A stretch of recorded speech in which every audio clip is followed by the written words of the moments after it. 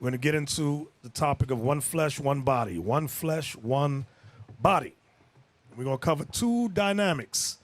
Of course, one of my favorite topics we're going to cover is marriage. The second dynamic that deals with that is leadership. Both go hand in hand. Some of you get it, some of you might not understand, but we're going to touch on it. You're going to get it by the end of the lesson. Women want to be happily married. Right, brothers? Women want to be happily married. They always say they want to be happily married. But the problem is that their version of happiness is not God's version of happiness. Their version of happiness oftentimes is what they see on TV. Meaning what? They are oftentimes looking for a simp. They're looking for a brother that will bow down, kiss their feet, do what they say. They're looking for another woman with a mustache. That's what a lot of them are looking for. A feminized man that will do whatever she says. Not all of them, but most of them. Yeah, your wife too. That's the problem. Women that operate in the works of the flesh. Give me that in Galatians 5. Let me show you some of these women. Some of these sisters, some of these women, they can have a baby, but they can make a baby, but they can't make eggs. There's something wrong with that. They can make a baby, but can't make eggs. They can't cook a decent meal, but they can make a baby. They'll let you put your pecker in them, Peter's pecker in them, but then after you have the baby, they say, you're not my type. These are ostriches. These are simple women. Read that. Galatians 5, 19 and 20. The book of Galatians, chapter 5 and verse 19. Mm-hmm. Now the works of the flesh are... The works of the flesh. Many times our sisters work in the works of the flesh. Not all of them, but a whole lot of them. Go ahead. Now the works of the flesh are manifest, which are these. Read. Adultery. Adulteries. Fornication. You'll find out that there are some women don't care if you marry. In fact, some women prefer it if you're married because they say he's stable. So what I'll do is take him from his wife in hopes that his simp behind, because she already know you're a simp.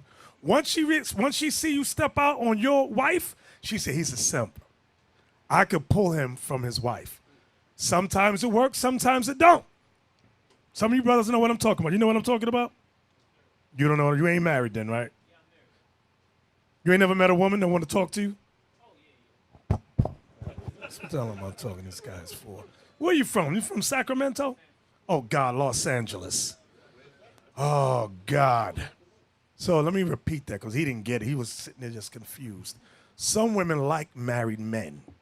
It shows you are stable. You got your head on right. You have income. So they want you. And once you give them a little play, a little you talking, their hand go on you. She said, okay, I got this guy. He's a simp. And she calling you that because if you're willing to step out from your wife, she said, yeah, he just might marry me. Okay? Then you got to, and along with that, because that's the adulteries, it works in the flesh we're talking about. You get to simple sister, she will wait for years. Yeah, I said, you know what I saw on the plane coming in? What's that movie with Eddie Murphy and Beyonce? They're singing girls. 3 girls, they can sing. Dream Girls. One of the 3 sisters was banging Eddie Murphy's character who was married for 8 years, hoping that he would leave his wife. And it didn't go down like that. So she wasted 8 years of her life in hopes that he would leave his wife. And that often happens. Sometimes he does leave, like in Vegas. Remember the brother just abandoned his wife. Sometimes it don't. Read that again. Verse 19. Now the works of the flesh are manifest, which are these: adultery, fornication. That's sexual immorality. Go ahead. Uncleanness, lasciviousness. All that deals with sex right there. That whole adultery, fornication, uncleanness, and lasciviousness deals with sexuality. Go ahead. Idolatry, witchcraft, hatred. The woman gotta have some hatred against the next woman to try and pull you from your wife. Go ahead. Variance. Go ahead. Emulations. wrath, strife, seditions, heresies. Now look at that. And when you look at that, hatred, variance, emulations, wrath, and strife, those are those emotional type of women that like to be argumentative, like to be in competition with the husband. Those are the types of women that battle with the works of the flesh, and their marriages always go south. Why? Because she's always arguing with him. She's always competing with him. Marriage is not a competition, okay? Somebody got to lead in the house, and the American woman often thinks it's her. So that ends up, in a marriage, ends up hatred, variance. Hey, can we look up variance? Let's look that up for us. What does it say? Read that. Variance, the fact or quality of being different, divergent, or inconsistent. Like we saw last week. The husband says to the wife, hey, the Dodgers is playing today. So what? You don't play for them. She want to start out of the blue. Whatever he says, she want to cut it down. You don't make no money from them. Why you want to look at them? Babe, I'm just saying the Dodgers is playing. That's all I'm saying. I want to look at the game. Why you want to look at the game? You ain't getting a check. The hell is this? Some women love to argue. That's that variant spirit. Okay, now under variance, thank you, Yawasab. Notice it says disagreement. And conflict. A lot of times we use this scripture in terms of the brotherhood, but some of your marriages deal with variance also. Right. Let's see. Disagreeing, conflicting, in opposition, imbalance, conflict, disagreement, we said that already. Dissimilarity. Okay, that's what they go through. So now notice this next word I want to touch on. It said emulation. Can we look that word up? Emulation, what does that mean? Read that. The definition of emulation: effort to match or surpass a person or achievement, typically by imitation. Some of your wives are in competition with you. They want to compete against you, and that's totally out of order. You're the head of the house. She's a helpmeet to you. She is not your peer. She's not your equal, but in her mind, her American mind, she emulates you. She competes with you. Okay? She makes an effort to match or surpass a person or achievement, typically by emulation. That's what they do. What else was in that verse? Wrath. Can we look that word up? Wrath. Go ahead. What does it say? The definition of wrath: strong, vengeful anger or indignation. Some of your wives have a strong, vengeful anger or indignation. That's what often leads to divorce. And you'll see that strong, vengeful anger come out. Before divorce, you get to the point of separation in order so that y'all can reconcile. You're going to see this spirit come on her. That strong, vengeful anger like you've never seen before. And that all leads up to it. What's the next word? Strife. Strife. Look that up. Go ahead. The definition of strife: angry or bitter disagreement That's over. how some of your wives have strife. Angry or bitter disagreement over fundamental issues. Basic issues she will be angry about. Okay? Again, conflict, friction, disagreement, variance. Okay? Hostility, controversy, ill feeling, a falling out. That's what some of your marriages are going through right now. Right now. So again, these are the same women that can make babies but can't make eggs. They can make it clap, but they can't make you happy. And they are the same ones that say, I want a happy marriage. What do you mean by you want a happy marriage? In other words, I want a man with a wig. I want a simp. Some man that will kiss my behind, jump when I say jump, and jump through a hoop of fire when I say jump through a hoop of fire. Yeah. Some brothers right now, the reason you still married because you jump to go for fire when your wife asks. Yes. There's some of you do what? Some of you, how do I put it? Some of you afraid to come. Some of you afraid of confrontation. That's what I'm looking for. So you submit to her because you don't like confrontation. Hey, tell them about this. The brother who told you that the reason he had a good marriage. I had a brother who said he been married for 36 years. He said, I finally found out why I've been married for 36 years. It's because my wife always have the power. He said, now that I start listening to leadership, I start to take control of the house, all hell break loose. Because she wants to be the boss. That's what America has taught the typical woman. She's the boss, you're the servant. And when you try to switch the roles around, all hell breaks loose. That's what happened. Then that's going to be your simp test, whether you're a simp or not. Right. And if you're doing the war, I was looking at those definitions when it was up there. When you're doing the Lord's work and you're handling business, and then your wife starts to look for reasons to argue with you, that's going back to what some of the stuff that we're reading here. Go back to them definitions. Well, let me see. I had them here. I was looking at contentious. What was the word that we pulled from contentious? What was the first word? The first word that was up there? Conflict. Conflict. All right. So that was they look for reasons to argue with you, start an argument. Because they want to divert your attention away from what you're supposed to be doing. All right, go ahead. Give Matthew 19. Matthew 19. Now, what I've noticed in recent months or recent years, the recent year or two, sisters who never study the scriptures, once they have strife with you, that anger with you, because you will not bow to them, obey them, now they want to separate. And then they can quote scriptures. They love to quote this one. Read this. Matthew 19, 7 through 9. Watch. The book of Matthew, chapter 19 and verse 7. They say unto him, why did Moses command to give a writing of divorcement and to put her away?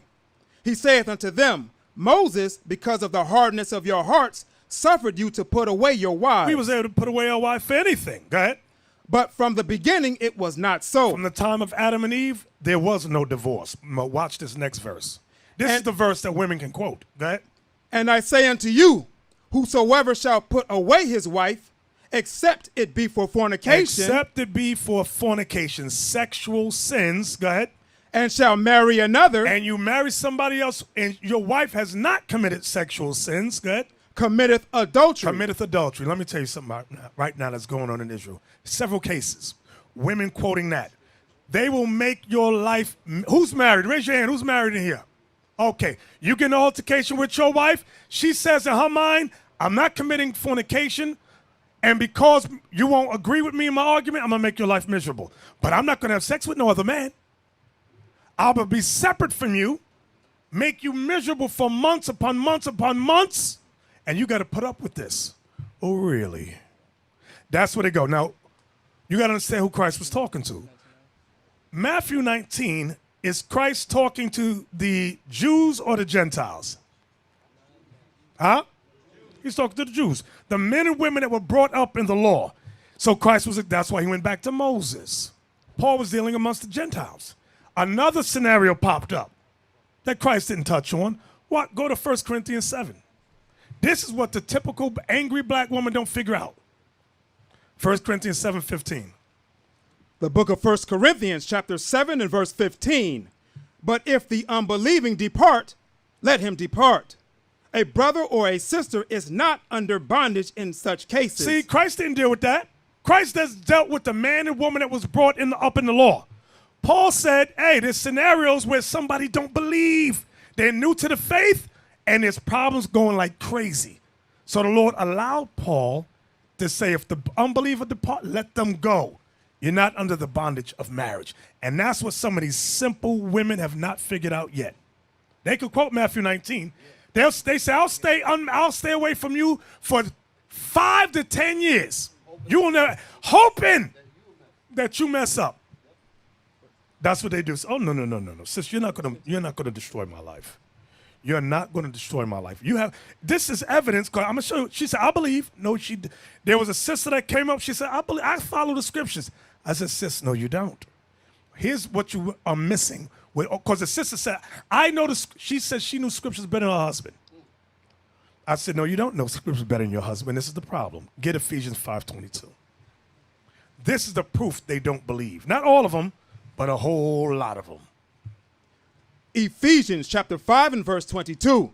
Wives, submit yourselves unto your own husbands, as unto the Lord. Are you, sister, are you submitting yourself to your husband? No, then that proves you don't believe. Sister, you are deceiving yourself, you're deceiving your kids, and the dumb sisters that listen to you. Because your husband is telling you do A, B, and C, you're saying, no, you're not the boss of me. You can't tell me what. Yes, he can tell you what to do. Read it again. Wives, submit yourselves unto your own husbands, as unto the Lord. As unto the Lord. A lot of American women despise that. They hate that. They want the penis and the check, but they don't want the head attached to the penis. Because they don't want you telling them nothing. Don't tell me what to do. Read the next verse. Verse 23. For the husband is the head of the wife. No, he's not the head of me. No, he's not. That's a lot of these black and Latin women, they come with that Christian, or let me put it this way, this Babylonian state of mind. You are not the head of me. Read it again. For the husband is the head of the wife. Oh, no, he ain't. Go ahead. Even as Christ is the head of the church. See that? Go ahead. And he is the savior of the body. So when you get married, or you are married, and you find your wife don't want to submit to you, she don't believe. Now we'll tell brothers, be patient, give us some time. Lord's will, she humble down. Don't be rash right now. Just wait. Let's see what she gonna do before you pull the trigger. Because eventually you have to pull the trigger. Because this woman ain't submitting to you. Like Deke said earlier, all women submit to some man. It just might not be you.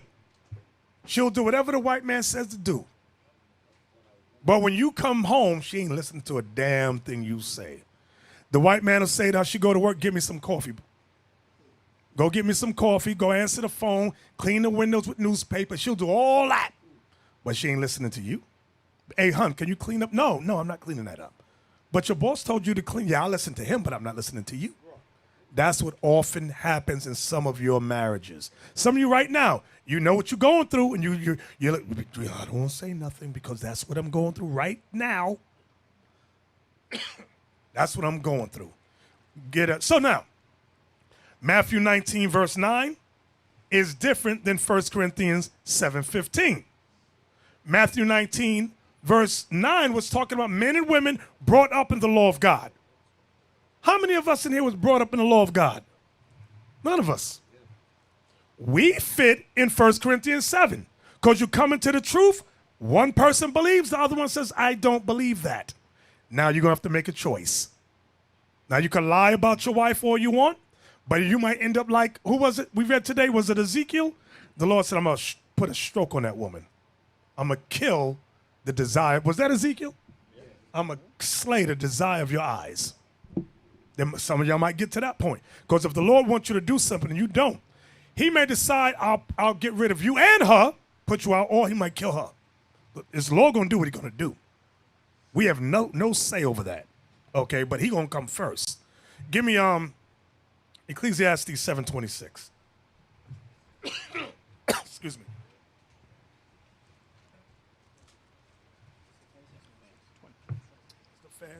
Ecclesiastes chapter 7 and verse 26. Watch this. Mm-hmm. And I find more bitter than death the woman. Yeah, this is the woman. Some of y'all getting married. She go, why you got to keep, every week you going out of town to be with the brothers to teach.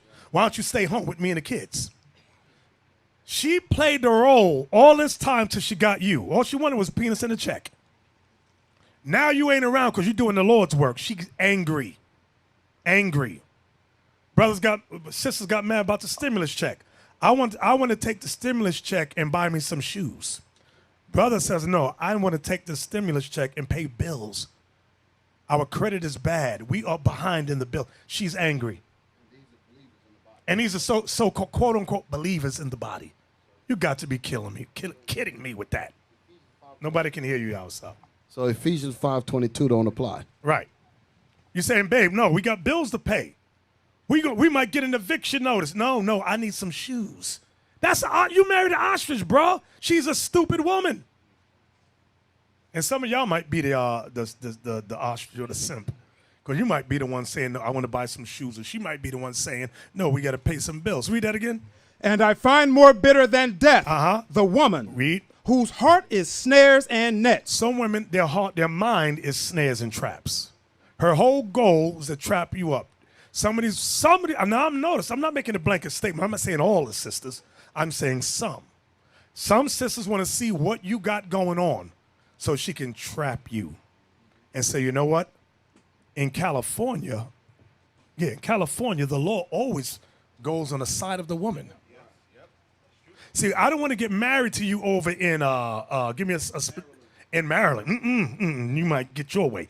Let's get married in Cali, because the laws always go for the woman, no matter what. I get the benefit of the doubt. Hey, Bishop, remember that guy, that basketball player that was going to marry the woman, but she didn't want to marry, she didn't want to sign the prenup? Yes. Remember after that what she did? She went and changed her address to California. Yep. And filed for child support in California because she knows she's going to get more money in California. That's how evil some of. I know you think my wife will never do that. Good luck. Okay, you keep thinking that. That is wicked. But that's what you're dealing with. Read that again. And I find more bitter than death the woman whose heart is snares and nets, and her hands as bands. This is only so the type of woman that Solomon is saying that the Lord hates is that woman that evil, conniving woman that's trying to trap you up.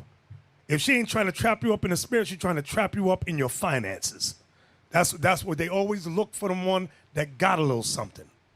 You go marry the welfare chick.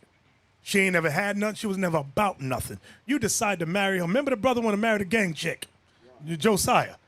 He would have married the MS-13 sis. That's a brother. Don't marry her. She was in the gang. I said, give her 5 years. Nah, Bishop, she's 5. I said, yeah, she looked good. You know she was initiated into a gang. You don't know what they do to get these women in there? I got it. Sure enough, he gonna hook up with, I think it was Passover. He didn't just say she was fine. Just show you where his head was. He didn't just say she was fine. He said, I feel like y'all don't want me to have a pretty wife. Yes. Yes. Those were his exact words. Right. I feel like y'all don't want me. I can't have a pretty wife. Right. I told him, I said, marry the older sister, because there was 3 of them. Issachar. I said, marry the one closer to your age. That one you want to marry is 10 years younger than you. And she was in a gang. She will cut you. Don't marry her. No, you don't want me to have a pretty wife. So they do the do. And then he gonna tell her, we gotta get, he cracked eggs on her back. He gonna tell her, we gotta get married. She said, we gotta get married. She said, no. She said, you thought you were gonna trap me? She said, you must not know about me. The next day, right in front of the school, she was giving a dude a BJ, right in front of his house. It went out in front of school, in front of his house. He said, bro, you a simp. I told you about that. You simple as hell. She said, I want you to see this so you know you're not trapping me. She said, you not the first man I had, and you ain't going to be the last one. Essay. I had to laugh. I said, you a simp, bro. She broke his heart. Yeah, broke the simp's heart. Simple as hell. Jump up to verse 5. Verse 5. It is better to hear the rebuke of Matthew 19 and 5. I'm sorry.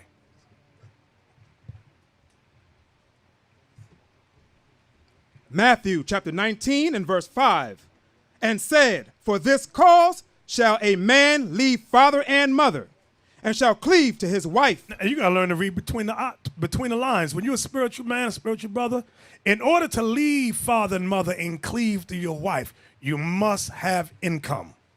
Whether you are an entrepreneur or whether you have a job or career, you must have an income to cleave to your wife. But you got the simp brother that looks for what do they call a woman that take care of a man? What do they call her? What, a sugar mama? Is that what they call her? A cougar. I call her a cougar. I don't know what the word is when a woman take care of a man. Yeah. And that's what some of you brothers, a simp brother does. Bruh, I tell you, there's a brother, I ain't gonna say no names. We about to get married. I said, how old are you? I'm 28. I said, how old is the sister you're gonna marry? 73. You can't make this stuff up. I didn't. Oh no. You got the mic right there, Zeke. No one can hear. There is brothers right now who think you make that up. Trust me, Bishop. Some simple brothers right now thinking you make that up. That actually happened. Yeah, Eartha Kitt. Yeah. Marcus, I'm not wearing any panties. The hell is this? So these are true stories. And we tell a sister, he's an immature brother. He's way too young for you. He just wants a mommy to take care of him and get some insurance money off you when you kick the bucket.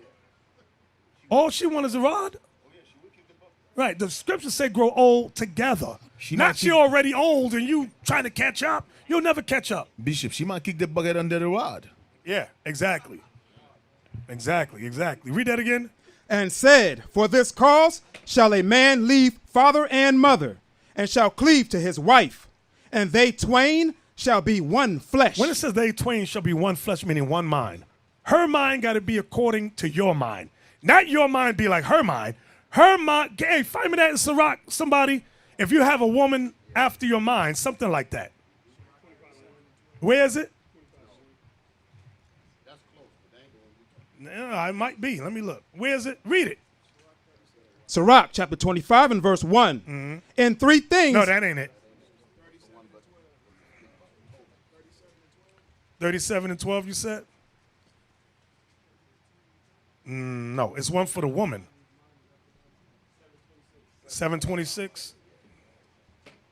All right, let's take a look at it. One moment. Yeah, that's it. Read that. The book of Sirach, chapter 7 and verse 26. Hast thou a wife after thy mind? Hast thou a wife? Meaning her mind got to be according to your mind. Go ahead. Forsake her not. The Bible says don't forsake her. Okay, don't give up on her. Go ahead. But give not thyself over to a light woman. A light woman meaning an evil, stupid woman. Don't marry an evil, stupid woman. Some of you have done that. And it's to your detriment. And sometimes we've won some brother. We were able to intervene quickly. I'm gonna give you another story. Brother gets married to a sister. She's so-called ex-lesbian. So I say I wouldn't marry her. I said, how long she been with us? 2 years. I said, why don't you wait for 3 to 4 more years before you get married? He says, well, we already married. I said, you already married? I said, okay, so what's going on? He says, well, it's been 3 weeks now and we have not had sex. I said, okay, you have not had sex. My suggestion is annul that thing. She's not marriage material. She don't want to have sex with you because you don't got the plumbing that she's used to. So he goes home, and you know what this brother says? I call him simp. Hun, Bishop said, as soon as y'all start off saying Bishop said, you a simp. Because you don't have the testicular, you don't got the balls to tell her yourself, this ain't coming from me. It's coming from him. Bishop said, if you don't give me no sex, I should leave you. But that's not what I said. That's what he said. So she said, oh, you should leave me? She said, okay, I'll give you some tonight. They have sex that one time. Once. And she got pregnant. Had the baby last week. Was it last week? Had a baby last week. They ain't had sex since. And now he's up, he's crying. He's all upset. Said, bro, you a simp. I warned you. I tried to help you. You disregarded. Brother's got a low self-esteem.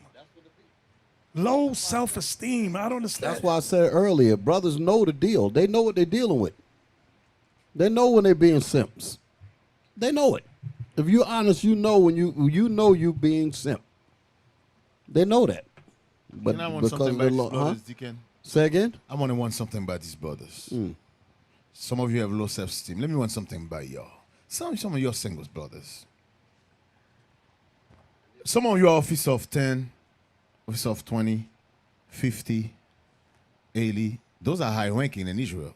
That means you are part of leadership. Now, people know who you are. You pick up a sister, nobody knows who she is. The question you should ask the sister is, why should I marry you? Everybody know who I am. No matter what camp I travel to, no matter what camp I visit, I'm officer 50. I'm high ranking. People are going to respect you because of me. Because I got a good reputation in Israel, they know me. So the question you got to ask her, sister, tell me, why should I marry you? Why should I let you build your name on my name? I only make a name for me in Israel. People respect me. Nobody know who the hell you are. So what did you bring to the table? What, a big butt and a smile? There's a bunch of sisters with a big butt and a smile. Why should I pick you? Some of you, that's why I say some of you sell yourself short. You don't know, some of you don't know how precious you are, man. You don't know. You up there. Some of you don't know that.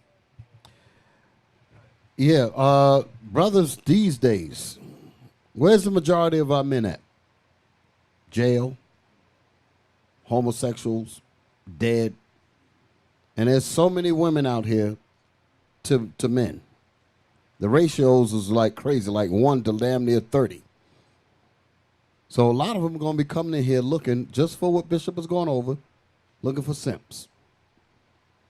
So you brothers got to really tighten the game up. Because when they go to work, they tighten the game up. The women, they tighten the game up because Esau going to deal the way he going to deal. Exactly. He ain't bending up. He ain't doing, and they're going to follow. They're gonna apply Ephesians 5:22 to him all day long. Submit in everything, and then they want to come among you and act and want you to be all changing. No, you are rare men. You are rare men. Deacon. You really have to understand that. Y'all not a dime a dozen at all. Exactly. This weekend, some of you found out Bishop was going to be here, right? Some of you said, I'm coming. Bishop know who you are. Leadership know who you are. You say, hey, why are you coming? Because when Bishop saw Bishop, hey, shalom, brother, so and so, brother. Some of you don't look at that big. That's big. People know who you are. Now you go, Bishop say, hey, where's your wife? That's my wife. Bishop like, who's this? I just married her yesterday, Bishop. Nobody know who the hell is she? What work she put in Israel? Tell me somebody who know her. But everybody know who you? Nobody. Sell yourself short. Can I read something real quick? Give me Isaiah 4, and I ain't going there for the reason that many people might think I'm going there for. Isaiah 4. This is supposed to be their mindset. 4:1. The book of Isaiah, chapter 4 and verse 1. And in that day, 7 women shall take hold of one man. Now, we ain't in that day yet. Keep reading. Saying, we will eat our own bread. They're supposed to be saying that now. Go ahead. And wear our own apparel. That's what they're supposed to be saying now. Go ahead. Only let us be called by thy name to take away our reproach. They're supposed to be saying that now. The difference between what we reading here and the kingdom is that you're going to get 7 times that. But while we're here with one, that one's supposed to be saying what we're reading here. That's how they're supposed to be looking at you. Let me take your name. Let me be called by you. That's how they're supposed to be looking at you. Ain't no way in the hell you're supposed to be on any kind of simp level at all. Period. Y'all understand that? That's how they're supposed to be dealing with you. They're supposed to be on that level. Let me be graced by being your wife. I got it. Cornelius, what is the reproach? To take away our reproach.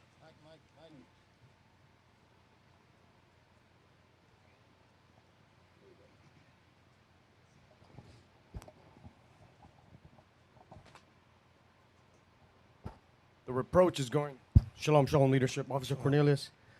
The reproach is going into the slavery, we losing our name, falling from greatness. No. Yari, what is the reproach? Give Yari the mic. What is the reproach? Remember, we read Isaiah 4, so I want to know what the reproach is. The woman's shame. Huh? The woman's shame. The woman take away their shame. The woman's shame. What is that? So, her having shame, No. meaning not having a woman or not having a man. You die. Give him the mic.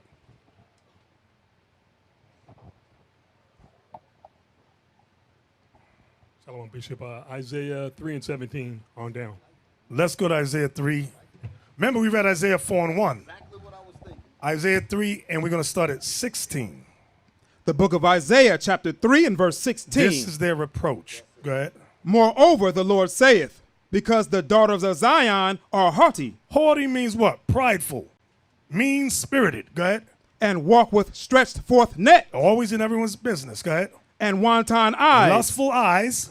walking and mincing as they go, Uh-huh. and making a tinkling with their feet. Go ahead, because they had the ankle bracelets on. Go ahead. Therefore the Lord will smite with a scab the crown of the head of the daughters of Zion, and the Lord will discover their secret parts. So these mean, evil, haughty, wanton women, that's their reproach. Having a child out of wedlock, that's a part of the reproach. She'll let you put your pack in her, but then she says, I don't want to marry you because you're not my type. I want to wait till I get 40, after I use up all the different men, then I'll say, okay, now I'm ready to settle down. Once my vagina is the size of the Grand Canyon. Now that's a haughty, wanton spirit. That's reproach. But the American, she don't see that as reproach. Today that is glorified.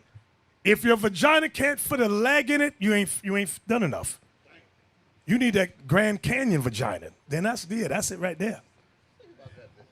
Woman says that he's not my type because she thinks that she's valuable on the market. Like, I got so much to choose from, so you can't have me at full value. When the tires get worn out, then I'll settle for you. That's what that statement means. She's like, you know, I got too much going on right now, so I'm not going to settle for you. Right. But I'll settle for this nigga here because he can have anybody. Exactly. So that's the reproach. Give me Genesis 17. And these women don't think it's a shame when you have a young boy whose father rejects him or they don't know their father. The Bible calls those children bastards. Bastard children. That's what they are. And a black, don't say that. It is offensive. And you need to be offended because you thought it was so honorable to spread your legs and have baby after baby with no father. That's not honorable. In fact, we're the only race that thinks that is an honorable thing. That's my baby mama right there. Honor. It's an honor. That's a disgrace. Read that. 17. 17 and 5. Let's start there with our forefather. Watch this. I want to go into the two shall be one flesh. The book of Genesis, chapter 17 and verse 5. Neither shall thy name any more be called Abram, Right? but thy name shall be Abraham. For as a father of many nations have I made thee. That's what Abraham means, father of nations. Go ahead.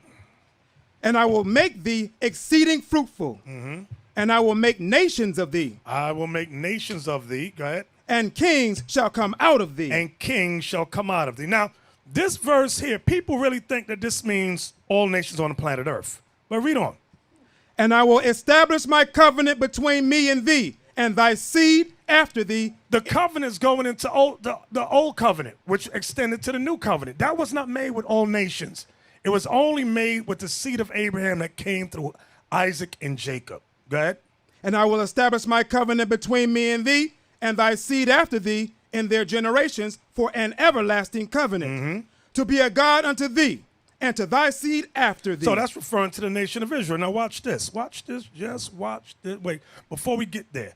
Now verse 6 again. Read verse 6 again. Verse 6. And I will make thee exceeding fruitful, and I will make nations of thee, and kings shall come out of thee. Now watch this. Here's a precept. Go to Genesis 35, 10 and 11.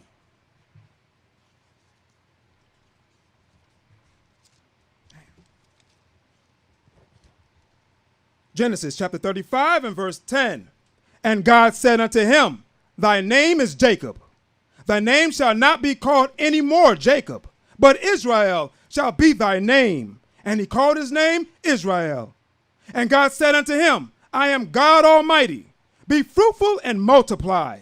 A nation and a company of nations shall be of thee, and kings shall come out of thy loins. So when the Lord said to Abraham, kings shall come out of thee, it was not referring to all the other nations on the earth. It was referring to his son, his grandson, Jacob. That's what it was talking about. Go back to Genesis 17. Genesis chapter 17 and verse 6. And I will make thee exceeding fruitful, and I will make... Hey, watch this. Get Revelation 5 and 10. Here's another precept for the kings. How could I forget that one? Revelation chapter 5 and verse 10. and hast made us unto our God kings and priests, That's referring to the nation of Israel. Was that it? and we shall reign on the earth. Right. That's referring to the 12 tribes of Israel, a nation of kings and priests, which goes back to the covenant God made with Abraham. Go back to Genesis 17, please. I'm going to slow it down.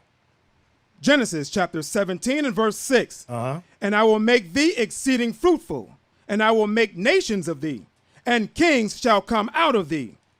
And I will establish my covenant between me and thee, and thy seed after thee, and the generations for an everlasting covenant, to be a God unto thee, and to thy seed after thee. Now I mentioned the covenant. Let's get that in Hebrews 8. We're going to read 8 through 10. Because you get these Christians that think the covenant's for everybody. No. That's what and you could go to Jeremiah 31, but I like Hebrews 8 because the New Testament, they just kill them right there. Hebrews 8, we're going to read 8 through 10. Hebrews chapter 8 and verse 8. For finding fault with them, Finding fault with the Israelites. he saith, Behold, the days come, saith the Lord, when I will make a new covenant New covenant. with the house of Israel and with the house of Judah, So he's talking about the 12 tribes. A new covenant with them. Go ahead. not according to the covenant that I made with their fathers, Not according to the old covenant of animal sacrifice. Not according to that covenant. Go ahead. not according to the covenant that I made with their fathers in the day when I took them by the hand to lead them out of the land of Egypt, Because when we came out of Egypt, Moses taught us about the covenant of animal sacrifice. Go ahead. because they continue not in my covenant. We didn't continue in that. Go ahead. I regarded them not. When it saith the says Lord. he regarded us not, we went into slavery. That's what it means. He regardeth us not. Go ahead. For this is the covenant that I will make with the house of Israel after those days. See that? So the covenant has nothing to do with all nations on the earth. It's only our people. Go ahead. Saith the Lord, I will put my laws into their mind. What verse you at? Verse 10. Go ahead. I will put my laws into their mind and write them in their hearts. Right, because that's what it is. The laws within us in our minds to obey. Was that it? And I will be to them a God, and they shall be to me a people. Right. So only the 12 tribes are going to be to God a people. These other nations are spittle, like it says in Isaiah 40. They're nothing. Go back to Genesis. Genesis chapter 17 and verse 6. And I will make thee exceeding fruitful, and I will make nations of thee, and kings shall come out of thee. And I will establish my covenant between me and thee, and thy seed after thee, in their generations, for an everlasting covenant, to be a God unto thee, and to thy seed after thee. Now you may ask yourself the question, hey, what does this have to do with the two shall be one flesh? This has everything to do with the two shall be one flesh. Here's the evidence. Go to verse 15 and 16 where God said to Sarah. Let's see if God disannulled his wife. I'm showing you the two shall be one flesh right here. Watch. Genesis chapter 17 and verse 15.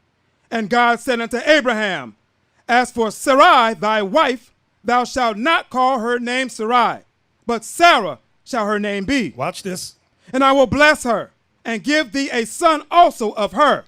Yea, I will bless her, and she shall be a mother of nations. Kings of people shall be of her. You see that? That's the same blessing Abraham got. Okay, there was no separation there. The two shall be one flesh. That, you know, you got to ask a Christian who says the kings is everybody. Did all nations come out of Sarah? No. Sarah just had, she had who? Isaac. That's it. So that explains with Abraham. Isaac. That's what it's talking about. It ain't talking about everybody. So this is an example of the two shall be one flesh. Watch this. Read verse 8. Verse 8. And I will give unto thee and to thy seed after thee the land, wherein thou art a stranger, all the land of Canaan, for an everlasting possession, and I will be their God. That right there also tells you it's talking about the Israelites. The Israelites took the land of Canaan. Not the Ishmaelites, not the Philistines and the Jebusites, not the Edomites. This was the Israelites. Okay? Watch this. Give me Genesis 18 and verse 18. Let's look at it more, Abraham. Genesis chapter 18 and verse 18, seeing that Abraham shall surely become a great and mighty nation, and all the nations of the earth shall be blessed in him. And all the nations of the earth shall be blessed in them. You know how many times Christians try to quote that? Everybody's blessed because of Abraham. No, that ain't what it's talking about. Get Acts 3:25.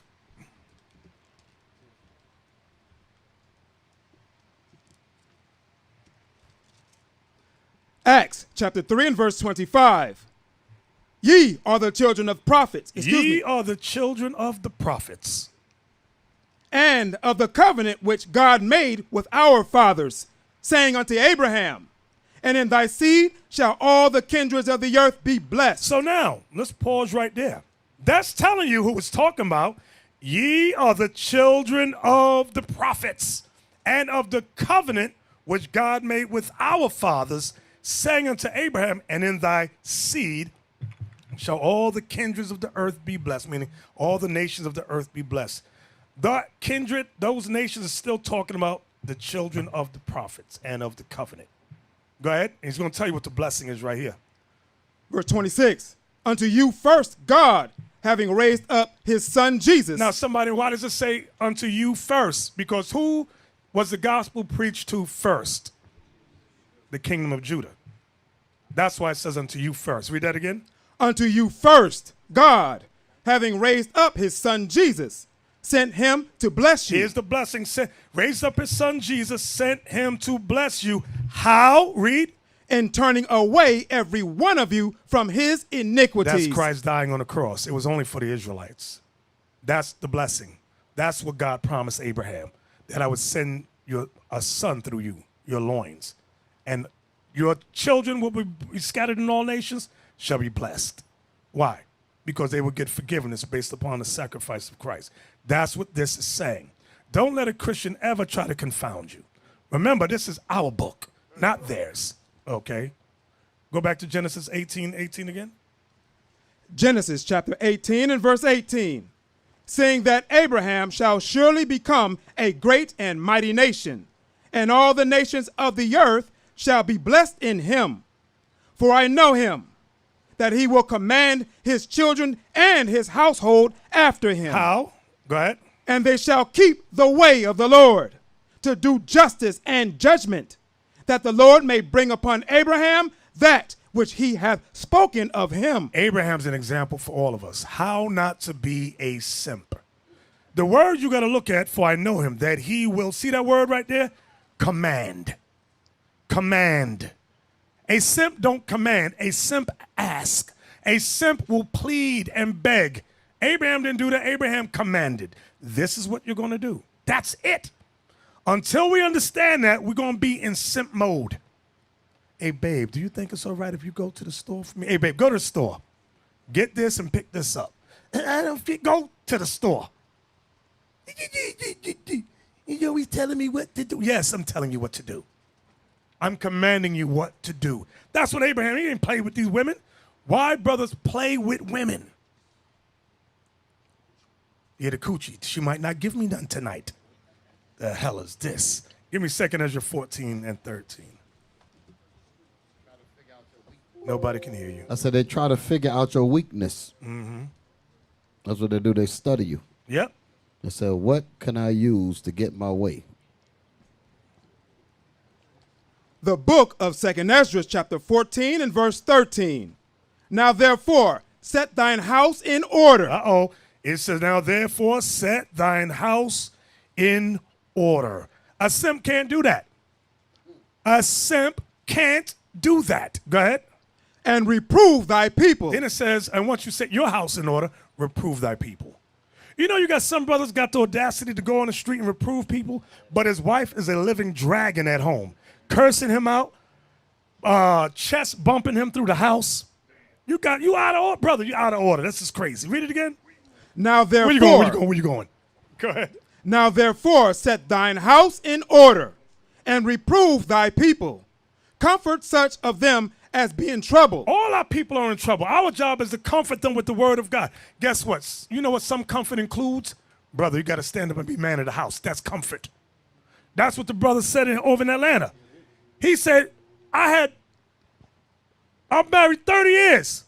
And I've been married this long because she ran everything. But now that I'm putting on the pants in the house, all hell has broke loose. Hey, Bishop, we heard that before. Remember, brother, back with us, and he said, there's peace in the house until I open the Bible. Exactly.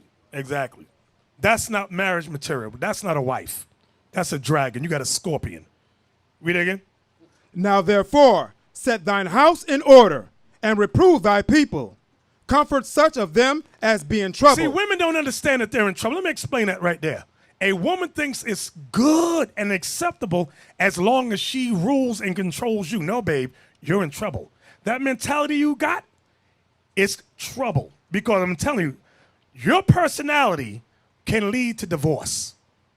Men will not, a man don't want to put up with a dragon. Well, I don't need you. I'll get rid of you. I'll get me another man. Really? She'll leave you and think that it's okay for her to be single for a while. But she don't realize she's going to grow old and alone. I'm an independent woman.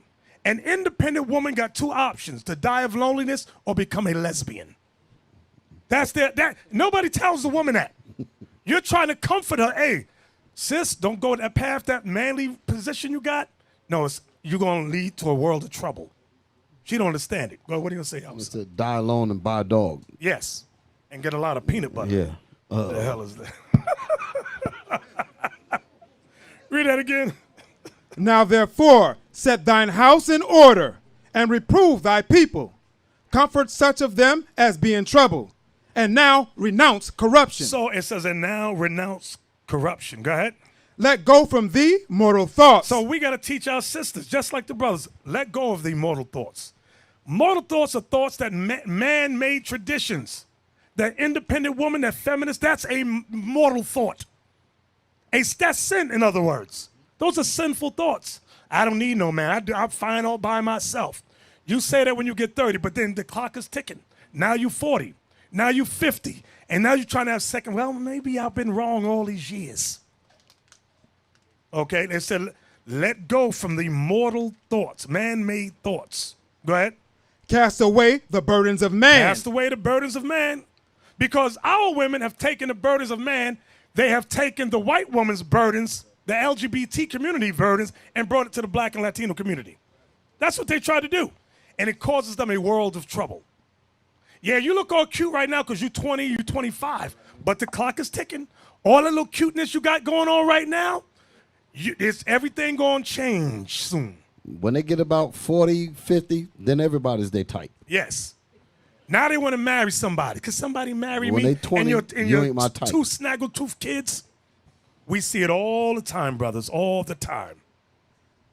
Go ahead. Put off now the weak nature. That's a weak nature. Now we're getting on a woman right there with that, but it goes for men too. That weak nature is that simp mentality. Put it off. God said he's going to make us gods on the earth, but you don't believe that. So you simp. You simp through the community looking for any old vagina. I don't care if the vagina is 78. I'll take it. That's a simp. You got to buy a tub of lube. Ain't no more lubricant down there no more. What the hell is wrong with him? The hell is this? Now, I'm just keeping it 100. Fire hazard.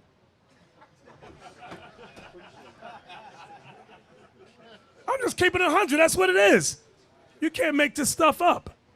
78-year-old vagina. Now, I'm not trying to down the 78-year-olds, but she needs somebody around her. Because you can still get you 65, 70. You still got it going on. I'm talking about the men. Get that age. What kind of conversation can you have with a 78-year-old woman?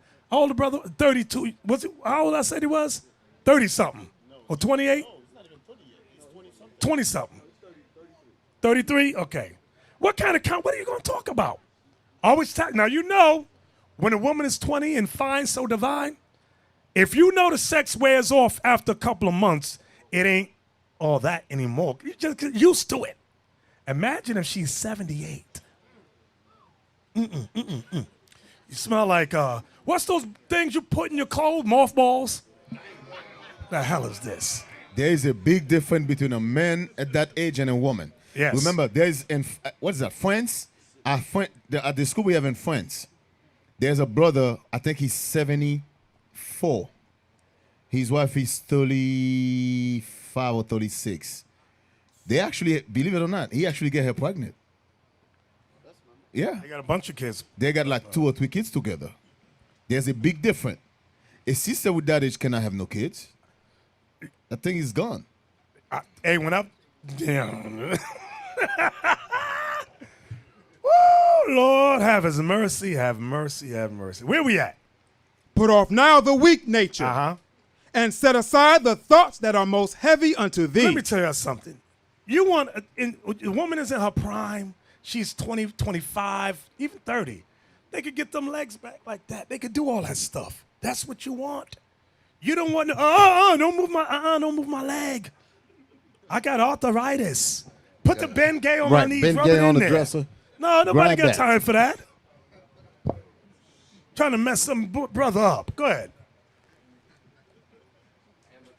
Read. Go ahead. And haste thee to flee from these times. For yet greater See, evils. when the man is in his 70s, he ain't got to do no acrobatic stuff. He's like this. You just work the pole, girl. Just work the pole. That's it. But when the woman is up there, she's very limited. Very, very limited. Now, she got to wait, let me go put my teeth in my mouth. Hold on. No, keep them out. It's better when you keep them teeth out. Where we at? I'm sorry. Verse 16. No, we don't want 16. Give me Ecclesiasticus chapter 33. Ecclesiasticus, Sirach, chapter 33.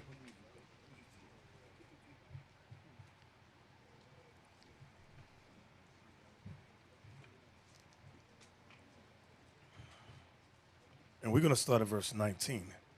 Again, simping ain't easy. A simp will not understand what we're going through. And we've already gone through the simp test. You know, if you apply them scriptures we went over earlier during the Q&A, whether or not you are a simp. Read that.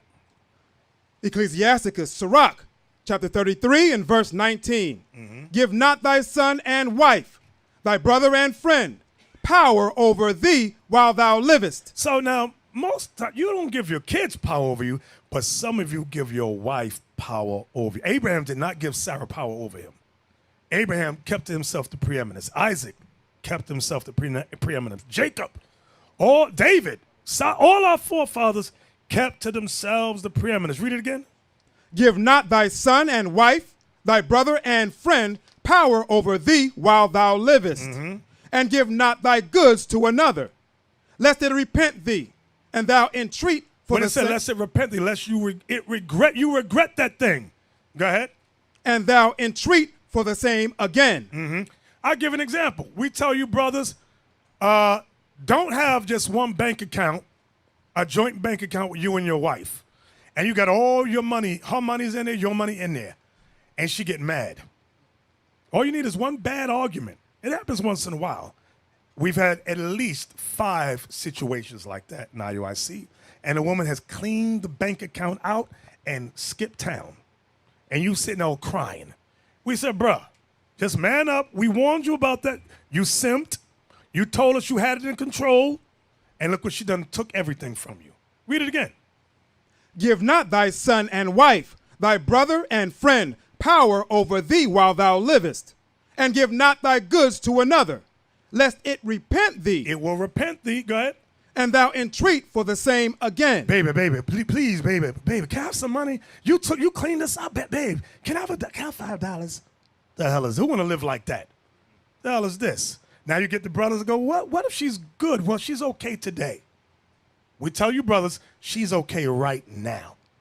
But wait till you get into that one fatal argument like it happened in Sierra Leone. The brother come with us. How's things at home? Everything's good. You was there.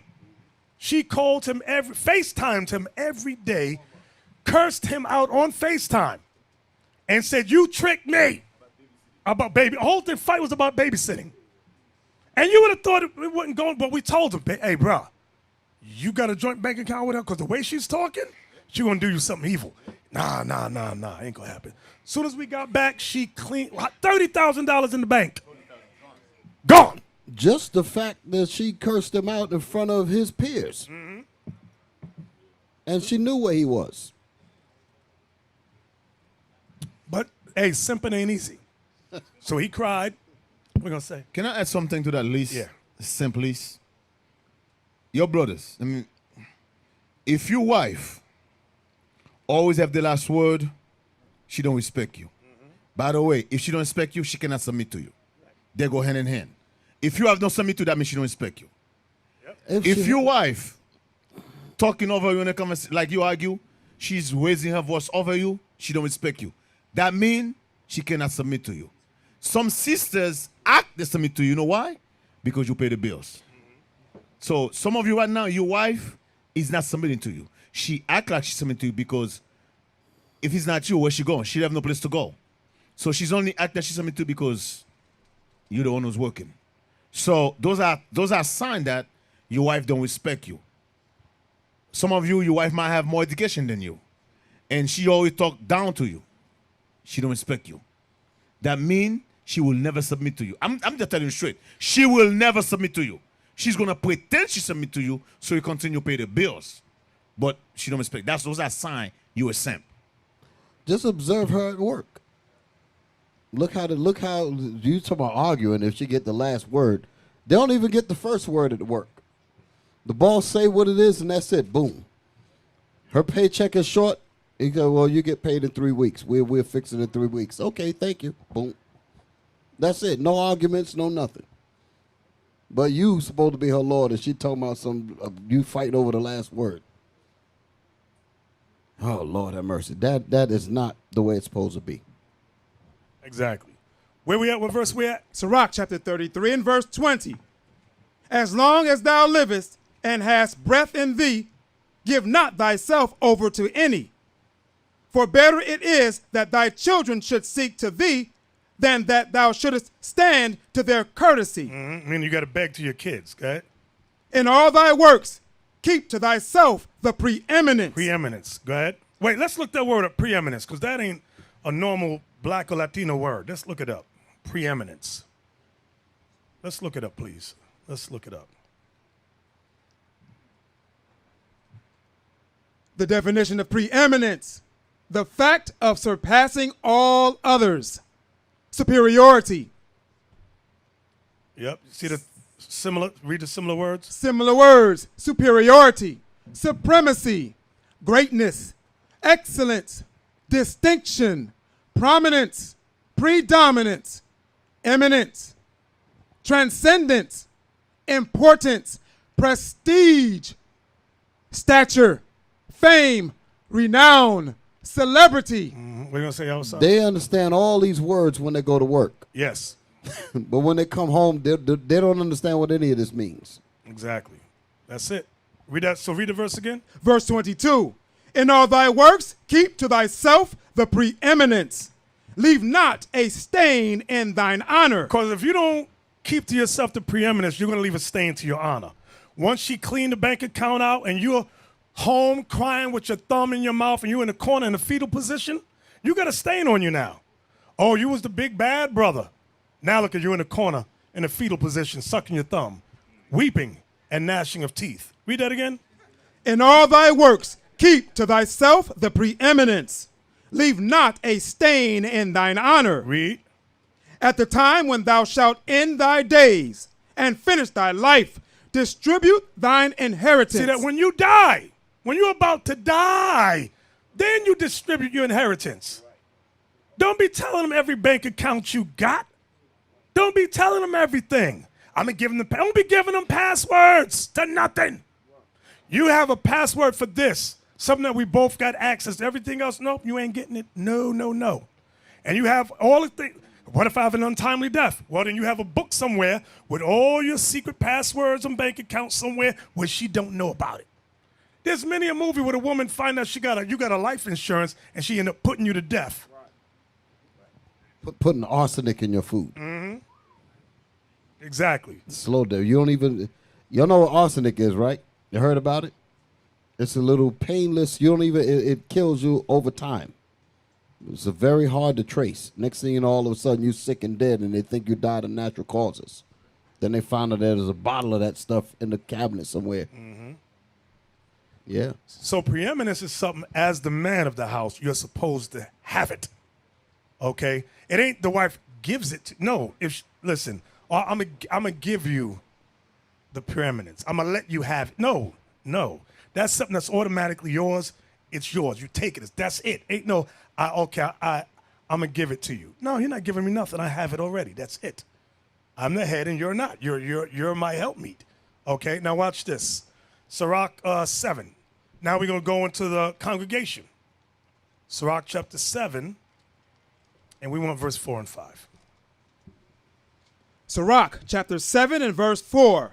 Seek not of the Lord preeminence, neither of the king the seat of honor. So now you may, well, what does it mean right there? Seek not of the Lord preeminence. When you come into the body, your goal is not to be, I want to be over that brother. That's the wrong type of thought. When you come into the body, you got to get in where you fit in. Like, hey, find me that scripture where it says the Lord hath put everyone in the body where it has pleased him. You know what I'm talking about? 1 Corinthians 12. Find me that verse.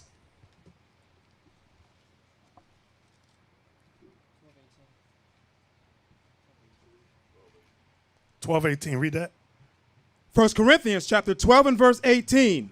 But now hath God set the members, every one of them, in the body, as it hath pleased him. As it hath pleased who? As it has pleased him. So whether you are a soldier right now, you're a soldier because that's where God put you at, and it has pleased him for right now. If you are an officer of 10 or 20 or 50, whatever you are in the body, God put you there right now as it hath pleased him. Now, those things may change as it has pleased God. Okay, so go back. Sirach chapter 7, verse 4. Verse 4. Seek not of the Lord preeminence, neither of the king the seat of honor. Remember what the woman said to Christ? Sit my sons, one in your left hand and one in your right. Christ, woman, you don't know what you asked. That's not mine to give. Okay, why? Because they wanted to be the top dogs. Read. Justify not thyself before the Lord, and boast not of thy wisdom before the king. So don't boast yourself of your wisdom before the king. Don't do that. I know this and I know that. I'm better than this brother. I'm better than him and him and him. That's the wrong spirit to be in. Your first moment of preeminence is when you are married. Believe it or not, brother, your leadership skills begin there. Trials and error begin there at home with the wife. Okay? Now, if you're not married, your leadership training begins in the congregation. Then when you get married, you must apply what you have learned at home. Everybody understand that? Yes, get 2 Timothy 2:5. Yeah, go ahead, Abigail. Now, there's some of you brothers in here right now. Y'all didn't raise your hand. Okay, you wasn't a simp. Cool. Some of you brothers are going to go home and try to claim your throne as being the head of the house. And you've been a simp for so long.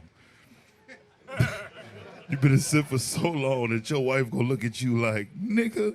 So you was in class, weren't you? Yeah. Exactly. You know exactly where I was going. She gonna say, you was listening to Bishop and them deacons. Now you think you gonna take your balls out my purse? Right. But that's an insult though, because that's basically saying that ain't you. Exactly. You say you're naturally a simp and these guys are trying to put a battery in your back. That's what she's gonna say. That's what she's saying. That's not you. And you be like, you know what, you right, that ain't me. Look here. When she look at you and she say, you only acting like this because the leadership done told you to do this, you say, damn right. I'm fixing my household. And this is how we're going to move from here on out. Yeah. That Straight actually up. happened. Y'all laughing, but that actually happened. We had that. Went home and broke up stuff and blamed us. And said it was our fault. Where we at? 2 Timothy chapter 2 and verse 5. And if a man also strive for masteries, yet is he not crowned, except he strive lawfully. So if you want masteries in the body, okay, striving for masteries, It says, yet is he not crowned except he strive lawfully. We had a situation in New York where brothers was cheating on the little exams we give. And the exams were made so easy. To cheat, you don't understand what you're doing. So now you got an officer of 10 who has cheated his way to become an officer of 50, and he's counseling marriages. That's crazy, because you could destroy somebody's marriage. You can make a small situation into a big situation because you don't know what you're doing. All right? So that's the problem. That is the problem. From there, give me James 4 and 3.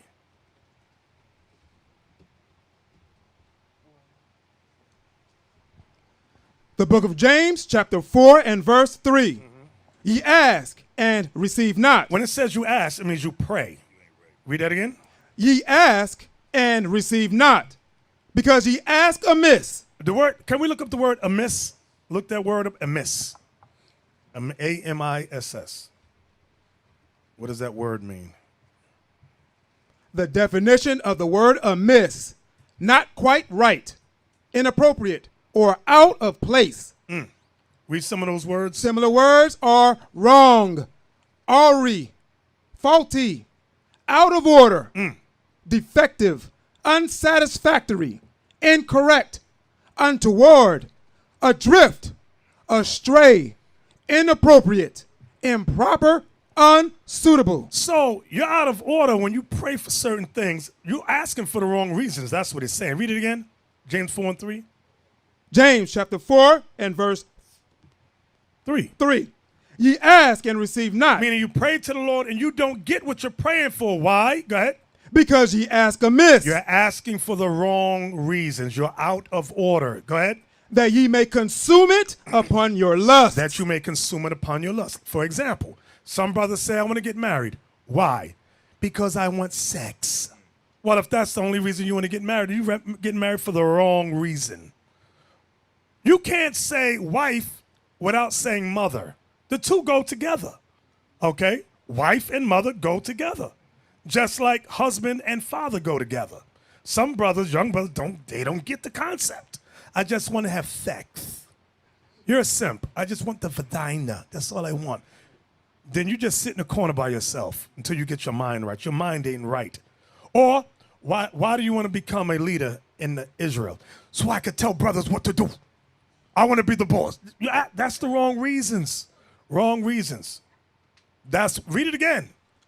Ye ask and receive not, because ye ask amiss. You're asking for the wrong reason, whether it's you want a wife or you want a leadership position. Go ahead. That ye may consume it upon your lust. Yeah, you may consume it upon your lust. Your lust is you just want sex and you want to boss somebody around. Those are the wrong reasons. Wrong reasons, okay? From there, Proverbs 12 and 8.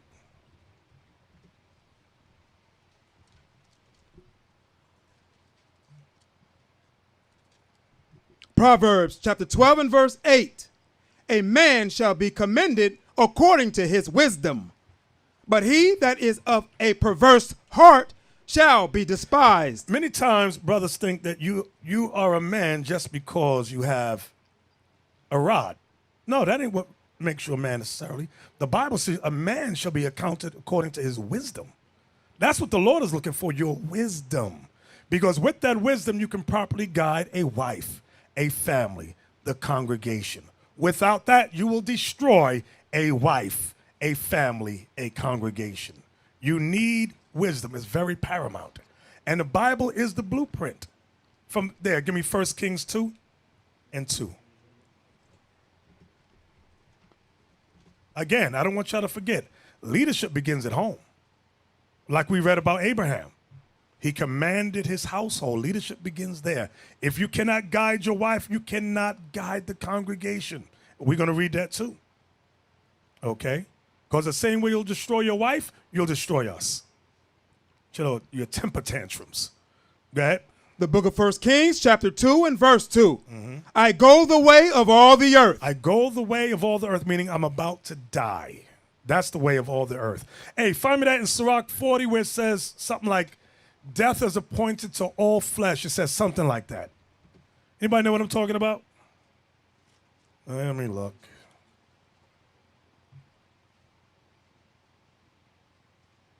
It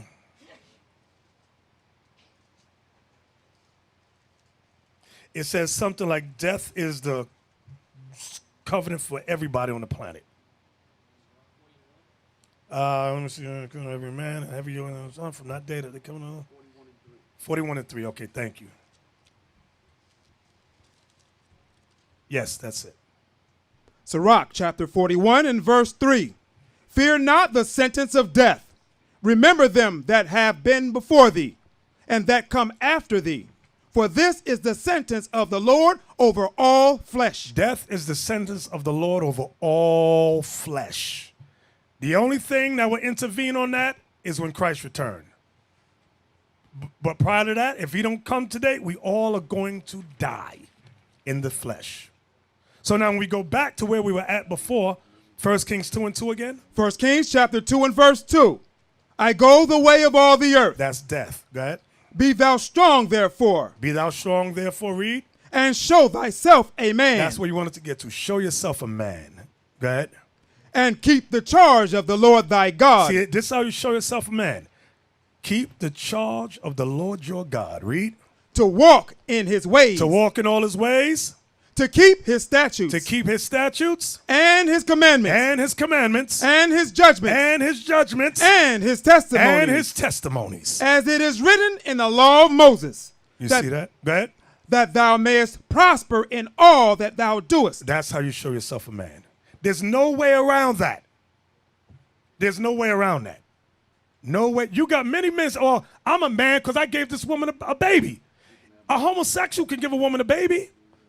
But it takes a man to stick through with it, guide her, and raise them children, and guide them. That's where manhood comes in, and so what we're dealing with is boys, overgrown boys in the world, and we're trying to teach them how to become men.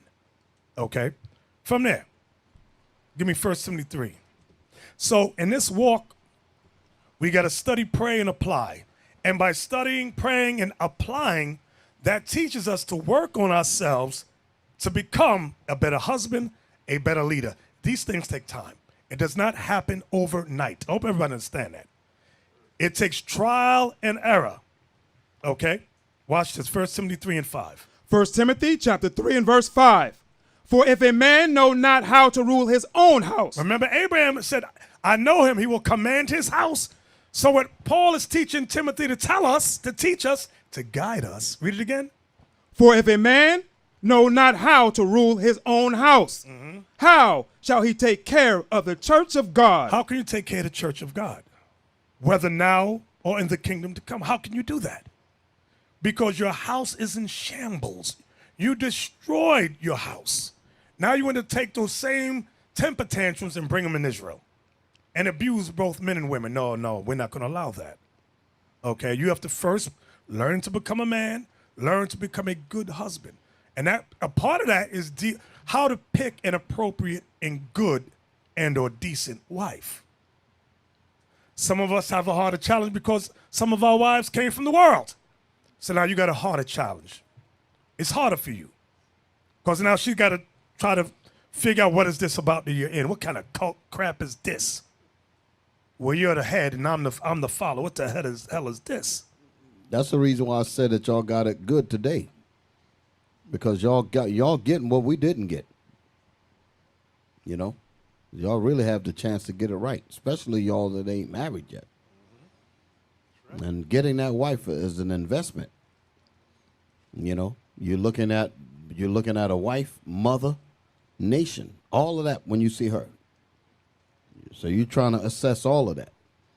And so I'm going to look to have children with you, and I want to see what kind of children we're going to have. You got to think about all of that. Is he or she going to be a knucklehead that's going to give you gray hairs by the time you're 30? You got to look at all that. You know, and then your gray hairs ain't because of wisdom either. Your gray hairs because she done stressed the hell out of you. Read that again. 1 Timothy chapter 3 and verse 5. For if a man know not how to rule his own house, how shall he take care of the church of God? That's why I said about leadership begins at home. Your first role in terms of leadership begins at home. Guiding your wife, then your children come. That's what begins first. Now, for you single brothers, you're in here. You may be a soldier, officer of 10. You might not be married. You got to learn from the brothers around you, those who are married. Why from them? Because you want to learn how to be the husband. What are the nuances? What are the pitfalls of marriage? What do I got to look out for? These are the questions you should ask way before you're married, before you even get involved with a woman. Read it again. For if a man know not how to rule his own house, how shall he take care of the church of God? Not a novice. Yeah, I'm gonna let him read it. No, that was it. Verse 5. Oh, okay. Think about I was just listening to the word married. Married meaning the same team. If she ain't on your team, that ain't no marriage. Married means the two shall right, be one the two flesh. one flesh. That's the point right there. The two supposed to be one flesh. You're supposed to be a total agreement with how you want these children to be. Everything's supposed to be like that. She's supposed to be in agreement with you. That's where that Sirach 25 and 1 come in at. You know, the husband and wife that agree together. That's what you want. You want to figure that out before you talk about something you get married and you end up stuck with something that ain't going to be no fun. I'm telling you. Read on.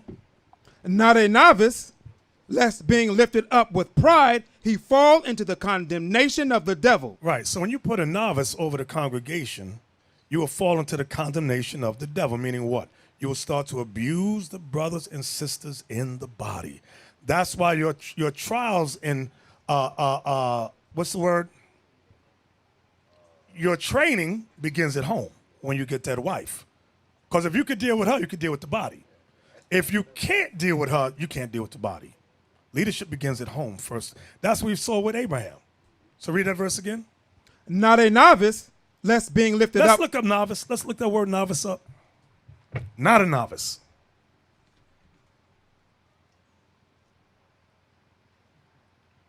The word novice, the definition is a person new to or inexperienced in a field or situation. See that's what read similar words. Similar words. Beginner, learner, neophyte. A neophyte. That's funny. Go ahead. Newcomer. Initiate. Tyro. Fledgling. Fledgling. Wow. Apprentice. Apprentice. Trainee. A trainee. Probationer. Student. A student. Pupil. Pupil. Mentee. Tenderfoot. Damn. Tenderfoot. Go ahead. Rookie. Rookie. Newbie. Newbie. Greenhorn. Greenhorn. Punk. Wow. So, read verse 6 again for us. Verse 6. Not a novice. Not a novice. Lest being lifted up with pride, he fall into the condemnation of the devil. You said of being lifted up with pride. Everybody thinks it's easy to do what me and the deacons and the captains do. I can do that. It's not that easy. Counseling all the time. What is the best outcome for this situation according to the scriptures? Classes all the time, 7 days a week, coming up, answering questions. On top of that, you have wife and children at home. Got to keep them in order, make sure nobody going the hell off. It ain't that easy. Okay, read. Moreover, he must have a good report of them which are without. You know, to have a good report, that's heavy. To have a good report of them which are without, meaning without the body. Outside in the world, you should have a good report. People in the world should not. Now, I'm not talking. Let me clarify what I mean. A good report of them with the people should know you for your good works, for the good things that you're bringing out of the scriptures. Opposed to, I'm not talking about, but they knew me from when I was in the world. I'm not talking about that. I'm talking about now, as you are now in this truth. You start to build a good reputation outside in the world. You shouldn't be in the world known as that thief to this day, or that liar, okay, or that foolish jester. Go ahead, read it again. Moreover, he must have a good report of them which are without, lest he fall into reproach and the snare of the devil. Remember we had to put the one brother that was still buying weed? Yep. Right. Oh, yeah. Remember this? He is still buying weed, and the weed head brother that was selling the weed. So I know that brother. He been with y'all for a while. Showed us text message and all that. Meet me at the corner so and so. I couldn't buy a couple of baggies from you. showed us all. What the hell? You can't make this stuff up. You can't make it up. Okay? From there, give me Sirach chapter 6 and 18. Ecclesiasticus chapter 6 and verse 18. Sirach chapter 6 and verse 18. My son, gather instruction from thy youth up. My son, gather instruction from thy youth up. So shalt thou find wisdom till thine old age. So we always tell you brothers that are young in your teenage years, you're in your early 20s, that's a blessing to come into this truth at so young an age, because you have men to guide you. Whereas like Yahweh said, we didn't have that, okay? We didn't know nothing about marriage. It was trial and error, okay? It said, my son, gather instruction from thy youth up. So shalt thou find wisdom to thine own age. We didn't have men telling us, hey, you just got out of high school. Learn a trade, do this, blah, blah, blah, blah. We didn't have that. We just did whatever the hell we wanted. Then as time went past and past, we're like, damn. We had many opportunities. We just let the world go by us. Having fun. Have fun, have fun, have fun. The hell is this? Now you in your 30s, your 40s, you're like, and you working in Walmart. What is that when you put the bag? What is that? You're a bag boy. You're a bag boy. The hell is this? Because you had let life pass you by because you had no guidance. Right. You're getting what we didn't have back in the day. Do this, do that. And college ain't for everybody. Only reason you need to go to college, if you want to be a doctor, lawyer, or engineer, architect, right. Those things you really need college for. But other things you could go to trade school, learn to be electrician, plumbers, HVAC, truck driving, things like that. Carpenter. That's some people. That's good for you. Y'all see all this construction going on all over the place? Man, that's long money, and all the white boys got it. Mm-hmm.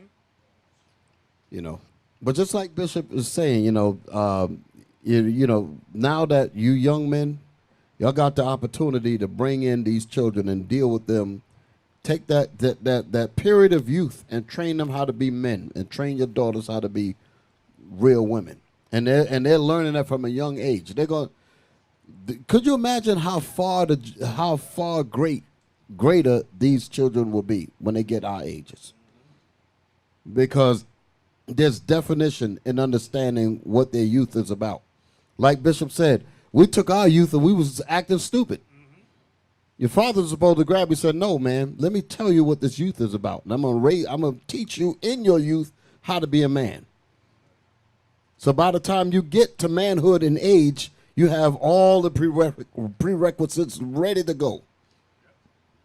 Then you be ready to get married. You be ready for everything. You be ready for everything.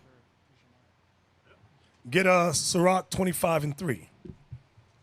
Ecclesiasticus 25 verse 3. That's how far we fell. Yeah. Yes, you're right. You absolutely When right. Christ turned 12, he was ready for manhood. Mm-hmm.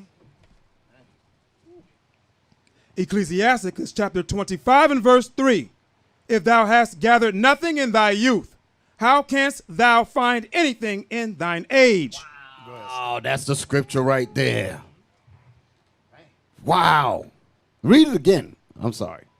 If thou hast gathered nothing in thy youth. So that's the scripture to what I was saying earlier. If thou hast not used your youth to prepare you for your age, read. How canst thou find anything in thine age? So when you get to that age where you become a man, but you have not been trained on how to be a man, you're going to be an adult boy. And it's amazing because when you're an adult boy in your mind, your body is looking the part, but you don't have the mentality, you don't have the spirit to carry yourself as a man, and people are going to treat you horribly. They're going to treat you like a kid. Then you're going to get this low self-esteem. You're going to feel inadequate. You're going to feel like you're not quite good, and that leads to a whole bevy of other problems. Drugs, psychiatrics, rape, because you don't know how to talk to a woman because you wasn't brought up properly. Stuff like that. That youth period is some serious stuff. I've been really thinking about that thing on the last few months. All right, Bishop. Hey, I'm how many sorry. times we met remember the little weird brother on the cruise from New York? He stalked the sister through the That's- whole boat. That's crazy. Just stalked her. And she had a husband. Said, Had a brother, why are husband. you following me? Leave me alone. That's some psychiatric Because he don't know how to stuff. talk to women. Exactly. Because he did not learn that. His father never, whoever his father was, never really, and he didn't know. A lot of our fathers didn't know. Didn't know how to cultivate these young men when they were boys, when they were coming up. Your boy time, your youth is training ground. That's why it's only but a certain amount of years to prepare you for 20 and on. So when you hit the 20 mark, you ready. You ahead. You ready to go. You got your bags packed. You dig it? Meaning this. You got your bags packed. And hopefully the system was brought up the right way as well. Man, you got dynamite then. You and her mind right, your mind right.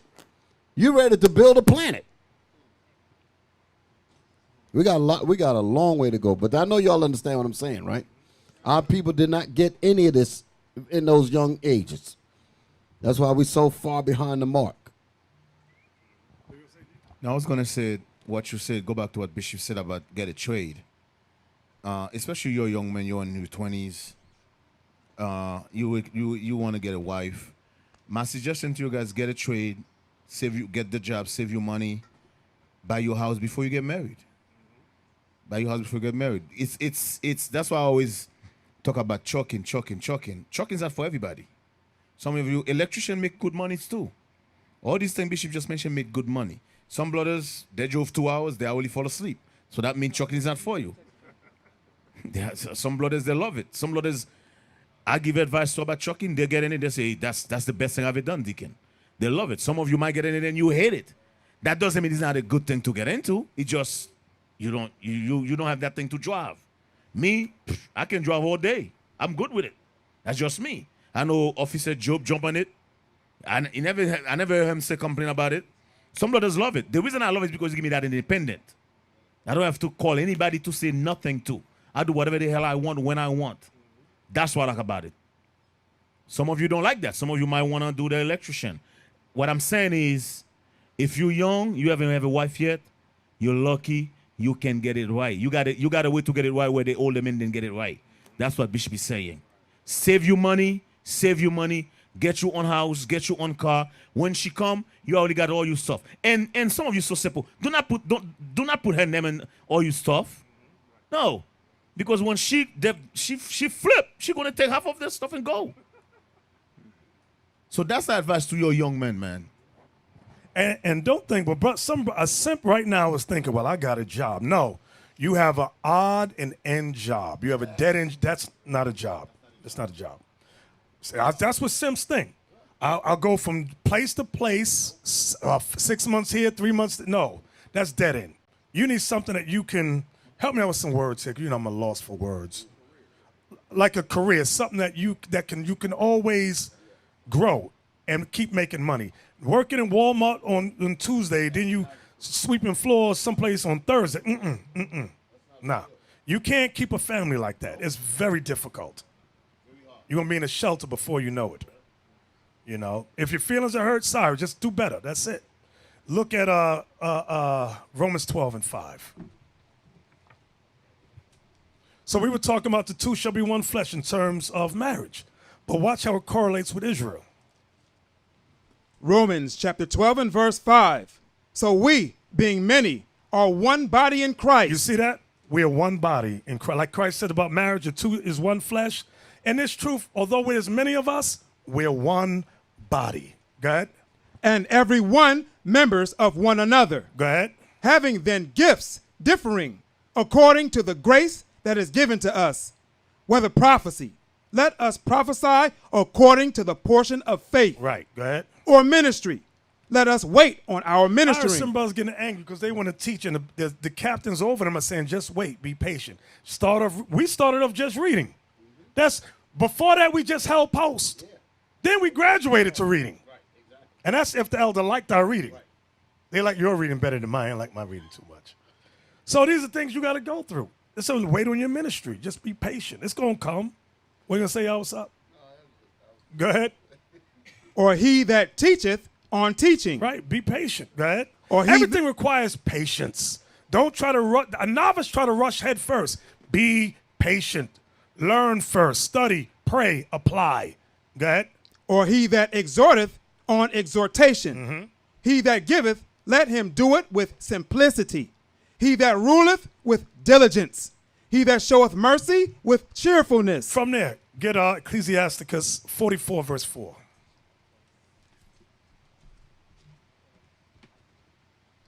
Ecclesiasticus chapter 44 and verse 4.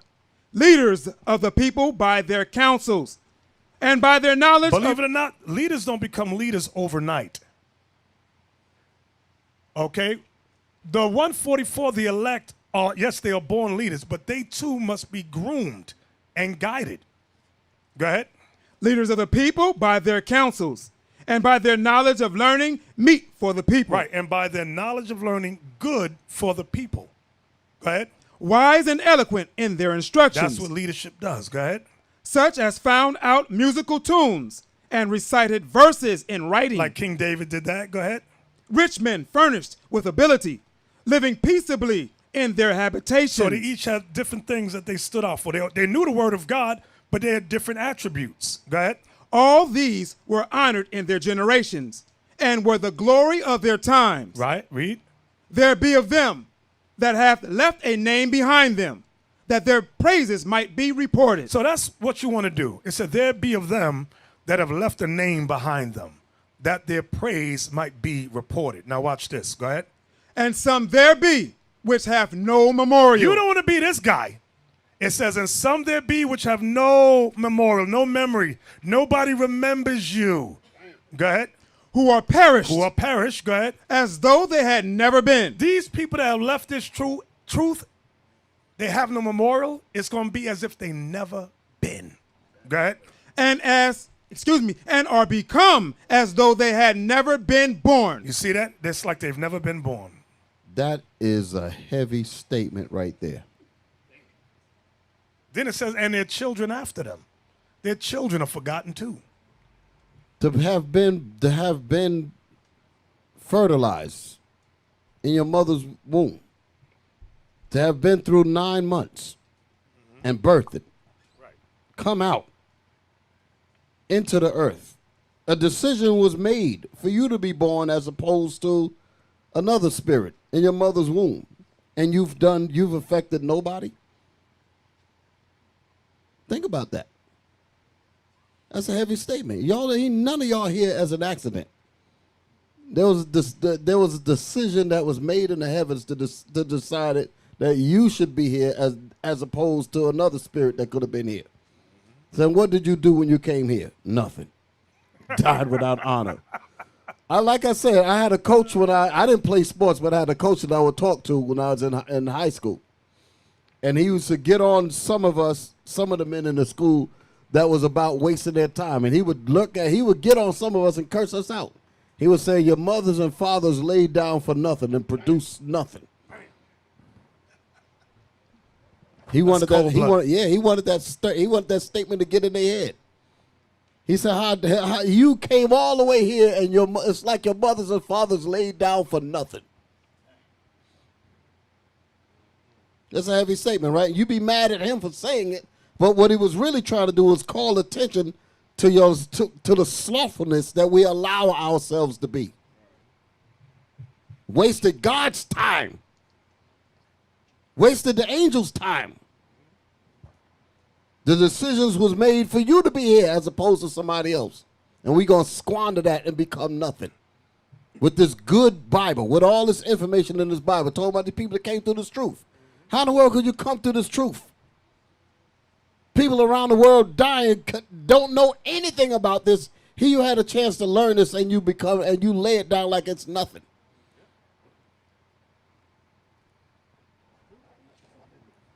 Hey, your brothers, I just want to add something. Having a CDL license doesn't mean you're going to become a truck driver. It means you have something to fall back on. Because I got a brother right now. I'm giving you an example. There's a brother right now, an officer.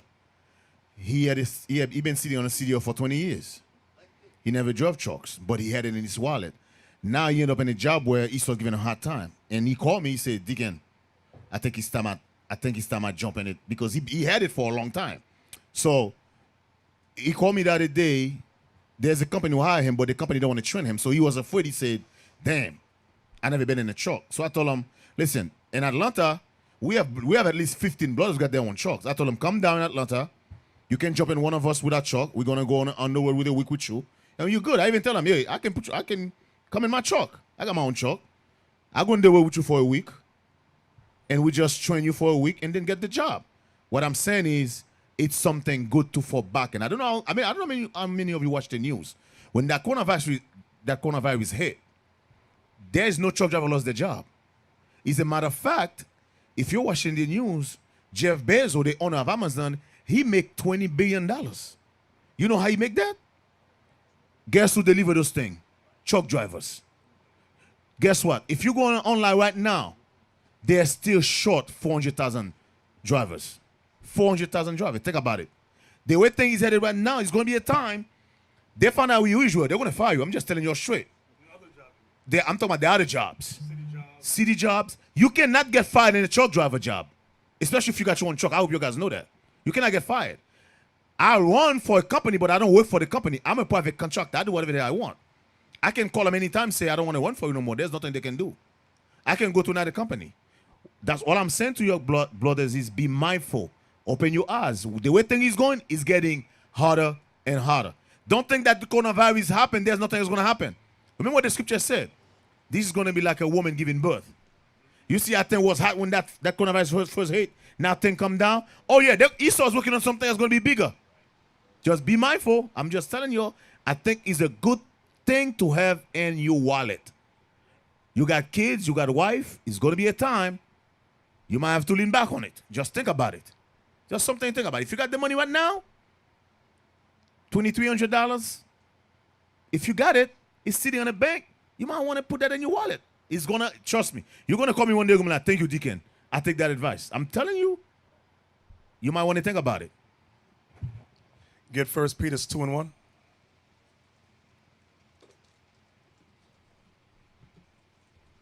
First Peter chapter 2 and verse 1.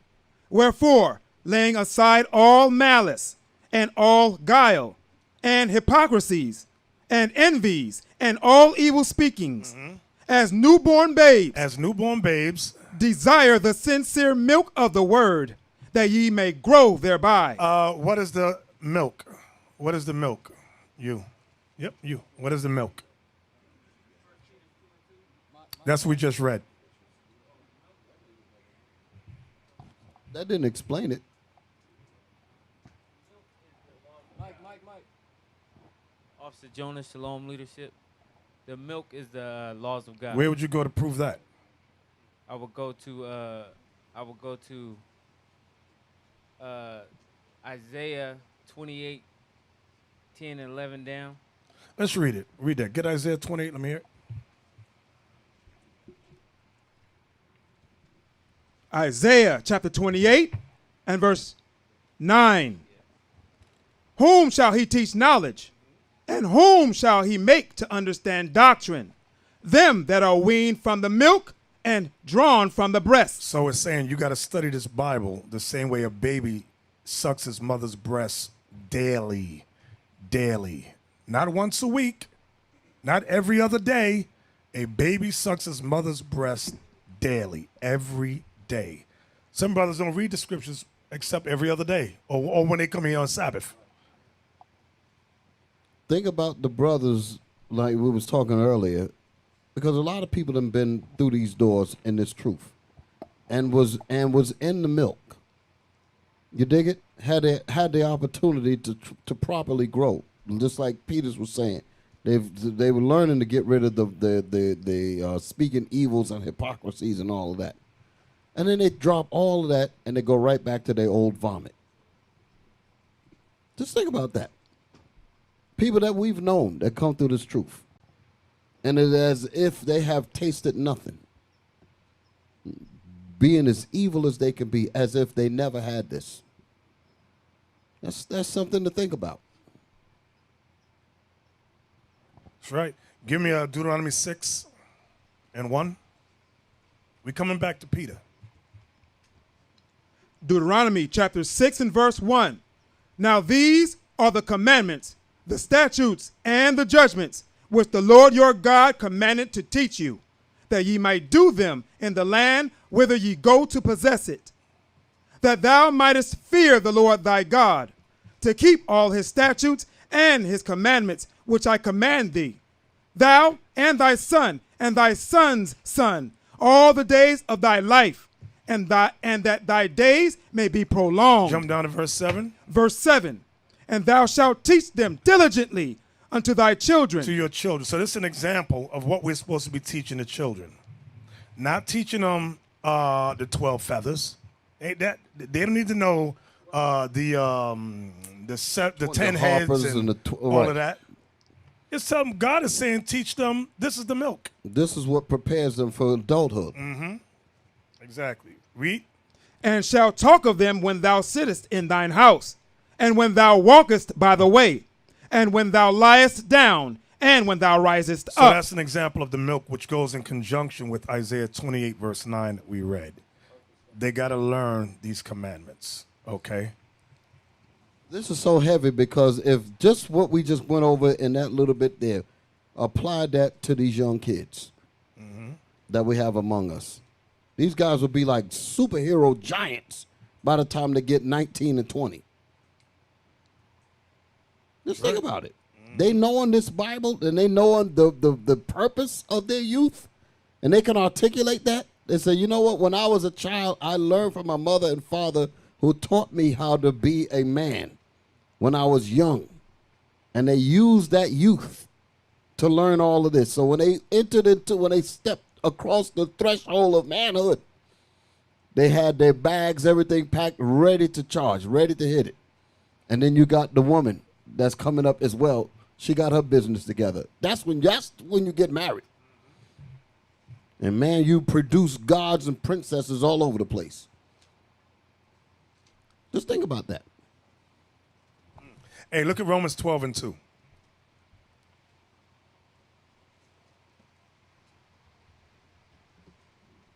Romans chapter 12 and verse 2. And be not conformed to this world. So we're not to be conformed to this world, okay? Because this world will lead you to the road to hell and destruction. It'll lead you down the road to drugs and prison. Don't follow this world. Go ahead. But be ye transformed by the renewing of your mind. That transformation, if you're young, good. Use it to your advantage. If you're older, you better use it while you can. Transform that mind now. Okay, read it again. And be not conformed to this world, but be ye transformed by the renewing of your mind. We got to renew our minds. Go ahead. That ye may prove what is that good and acceptable. The only way you can prove what is good and acceptable is if you first study, pray, apply. If you first transform. Then other men and women can see your example and say, I've been watching this brother. He changed his life around. He used to be a bum. This dude was a bum when I met him. Look at him now. Damn. So what he's into, I want to learn some of that thing right there. That's what you want. Read that again. And be not conformed to this world, but be ye transformed by the renewing of your mind, that ye may prove what is that good and acceptable and perfect will of God. Right. The only way you can prove the perfect will of God is you got to transform first. Study, pray, apply first. Now, let me tell you, brothers, that's single something, and some of you brothers may be married. A part of the transformation is shaking off those negative character traits. Believe it or not, brothers, some of us got negative character traits. Some of us are dishonest. That's a part of our character. We got to transform that. Some of us are disloyal. Some of us are mean-spirited. Some of us are rude.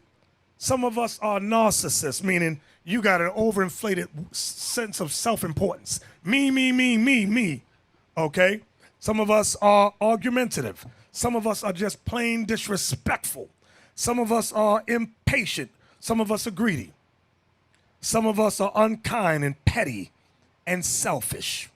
Like it says in the book of 2 Timothy. Watch this, 2 Timothy.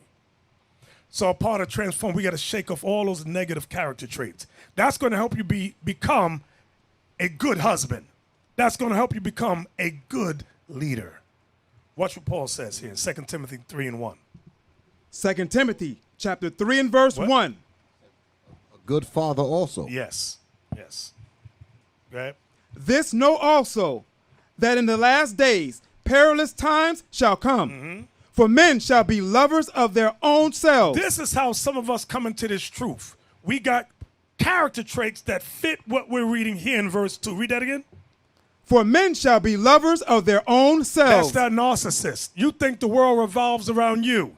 You want to get married, and now when she marries you, she got to put up, you all in the mirror. You think that everything's about you. Go ahead. Covetous. You covetous. Go ahead. Boasters. Boasters. Proud. Proud. Blasphemers. Blasphemers. Go ahead. Disobedient to parents. Uh-oh. Go ahead. Unthankful. You're unthankful. Unholy. Unholy. Without natural affection. See that? Some people want to get married and they really don't have natural affection. People come into this truth and they really don't understand that brotherhood. They're without natural affection. So when you come in, a part of being transformed in the renewing of your mind is shaking off these traits that we're reading here. We got to learn how to love our neighbors, we love ourselves, opposed to being lovers of our own selves. Okay? So there's pros and cons to these things that we're reading here. Read verse 3 again. Verse 3. Without natural affection. Truce breakers. A truce breaker. Like, look up, can you look up truce breaker? I want to see what that says. Truce breaker. Let's look that up. What is a truce breaker? Did you spell breaker right? No, breaker is B-R-E-A-K-E-R. Oh, yeah.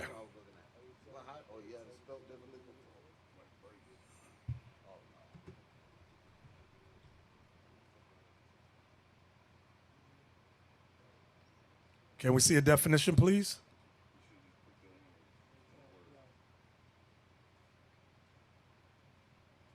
Okay. One who read it. The word truce breakers. One who violates a truce, covenant, or engagement. Covenant or engagement. You know what? That's like in a marriage, that's a covenant. Some brothers are truce break. I'm going to break this. You ain't really what I want. Or engagement. You're not what I was thinking of. I'm out. We had that in New York. Remember the brother got married? I told him, I said, I don't think you should marry her. He marries her anyway. Then he wakes up a month later and says, you're not my type. Kiss her on the forehead and walks out, never to be seen again. Left the baby. It was more than a month later. It was a year later. Left her with the baby. You can't make this stuff up. Cannot make it up. Read that again. 2 Timothy chapter 3 and verse 3. Without natural affection. Truce breakers. False accusers. Yeah, that's a gossiper. Go ahead. Incontinent. Meaning you lack control of your emotions. Go ahead. Fierce. That's like wrath. Despisers of those that are good. You hate those that are keeping the commandments. Go ahead. Traitors. You're a traitor. Heady. You're heady. High-minded. You think above. You got a over sense of importance again. Go ahead. Lovers of pleasures. A lover of pleasure deals with sex and money. Those are your two focuses in life. Sex and money. Lovers of pleasures. Go ahead. More than lovers of God. More than lovers of God. Read. Having a form of godliness. You got the Bible in your hand. Go ahead. But denying the power You thereof. are not humble to what these commandments say. That's what it means. But denying the power thereof. Go ahead. From such turn away. The Bible teaches us to turn away from brothers like you. Go ahead. For of this sort are they which creep into houses and lead captive silly women laden with sins, led away with diverse lusts. You got to ask yourself, how do they creep into houses and lead away captive silly women laden with sin? Because all those negative traits we just read about from verse 2, 3, and 4, she got those same negative traits in her. Like it says, what's the scripture in Sirach 13 and 15? Read that real quick. Ecclesiastes 13, verse 15 and 16. Ecclesiasticus chapter 13 and verse 15. Excuse me, 16? 15 and 16. 15. Every beast loveth his like, and every man loveth his neighbor. Right. All flesh consorteth according to kind. See that? All flesh consorteth according to kind. Was that it? And a man will cleave to his like. A man will cleave to his like. So if the man comes in his truth, he's a lover of himself, covetous, boaster, proud, blasphemer, disobedient to parents, unthankful, unholy, without natural affection, truce breakers. You know what? So you look for a woman, that's what verse 6 is saying. For of this sort are they which creep into houses and lead captive silly women, laden with sin, led away with divers lusts. You didn't have natural affection for a wife, so you find a woman that don't got natural affection for a woman. I mean, for a man. Excuse me. So that's what happens. Every beast can sort of to like. You fake, she fake. You phony, she phony. Now y'all get together. How'd that happen? Now you know how it happened, okay? And you're going to have knucklehead children. You're going to have crazy kids running around. Single parent household, because you're going to leave after a while. You'll have what we currently have now. Yeah, what we currently have right now. What verse was that you was in? Verse 6. For of this sort are they which creep into houses and lead captive silly women laden with sins, Read. led away with diverse lusts. See that? Both of y'all led away with divers lusts. She led away with lust. You just want vagina. She just want penis. Now y'all get together, and it's a disaster made in hell. That's what happens. Read. Ever learning and never able to come to the knowledge of the truth. So that's you and that's her. You always read in the scriptures, but because you never study, pray, apply, you're ever learning, but never able to come to the knowledge of the truth. We used to scream black power while heroin was pushed. But at the end of the day, nothing's in vain. IUIC has been given a vision. The tents of Judah has risen. Many has attempted the mission. Minor murmuring, omitting, and missing the mark. Just reading that he had the flame of fire in his eyes gave us the spark. We on Paul's mission. We out on the road, purple and gold. From Mexico, Cuba, Haiti, Ghana, Sierra Leone. 144,000 boots banging, concrete crackling. These are how men repented at heart. The scriptures is proof. IUIC, we deliver the truth.